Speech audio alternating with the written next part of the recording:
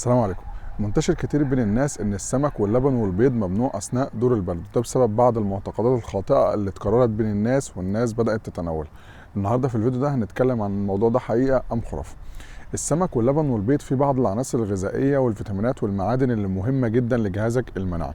السمك مثلا فيه بعض الفيتامينات زي فيتامين اوميجا 3 اللي بيقوي جهازك المناعي، وكمان اللبن فيه الفيتامين د والكالسيوم وده بيساعد جهازك المناعي. كمان البيض فيه البروتينات وفيه بعض الفيتامينات زي فيتامين بي 12 والحديد اللي بيقوي جهازك المناعي. عشان كده الحاجات دي مش ممنوعه جدا اثناء دور البرد او ارتفاع درجه الحراره، بالعكس الحاجات دي جسمك محتاجها جدا في الوقت ده. عشان كده بننصح الناس بتناولها عادي. طب في ناس ممكن تشتكي ان تقول لك ان انا لما باكل الحاجات دي اثناء دور البرد برجع او بيحصل لي مشاكل في البطن. بالعكس هو دور البرد هو اللي مأثر على طعم الحاجات دي في الحلق، فده اللي بيخليك تشعر بالشعور ده. عشان كده احنا بننصح الناس مهم جدا ناكل بعض الاطعمه اللي مهمه لجهازك المناعي، اللي منها بشكل اساسي السمك واللبن والبيض. ربنا يحفظكم جميعا.